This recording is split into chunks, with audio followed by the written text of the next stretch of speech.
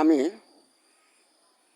এই ভিডিওটাতে দাঁড়িয়ে আছি একটা কবরের উপরে। 3টি কবর এখানে।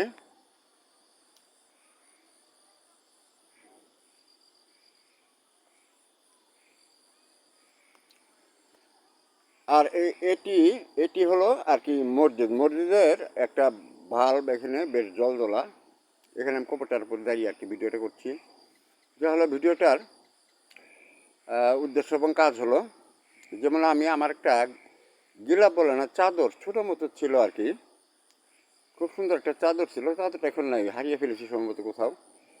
এই চাদরটা যদি থাকতো তো আমার এখন আর কি আমার যে কর্মসূচি, মানে বলিদান করার আর কি যে কর্মসূচিটা, সেই কর্মসূচিতে আমি এই গিলাপটাকে ব্যবহার করতে পারতাম। এরকম আর কি, যে আমি গিলেপে যারা যারা বলিদান হবে এসব পাবলিকদেরকে আমি প্রথমে গিলেপের মাধ্যমে তাদেরকে আটকিয়ে তারপর তাদেরকে সালার ভিতরে ভর্তি করতাম।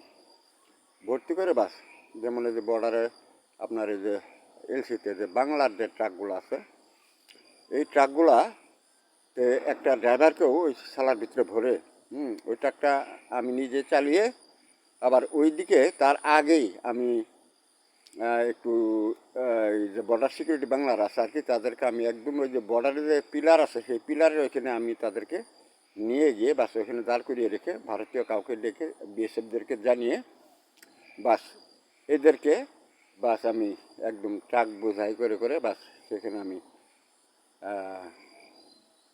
নিয়ে তারপর বলিদান না, শুধু একমাত্র আমি বাংলা বর্ডার সিকিউরিটিতে বলতাম যে আপনাদের বলিদানটা এটা গলাকে কেটে আপনারাই পারবেন। যে আমি সহ এখানে ভারতীয়গণ দেখতেছি, তা তা হয়ে যান। তো দেখতেছেন তো এদেরকে কীভাবে বলিদান করা হবে। বাস তারপর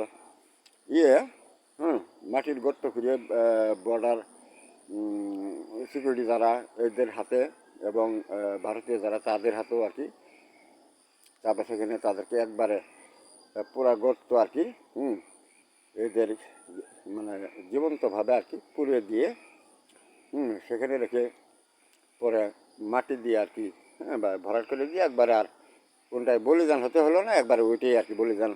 তবে হয়তো বলবেন যে পুলিশেরা হয়তো ঘাবলা করতে পারে। আমি একটা কোয়েল কিনেছি এই মুহূর্তে হাতে আসে আমার, আমি পুলিশদেরকে এরকম একটা পেচের ভিতরে ফেলবো, ঠিক আছে?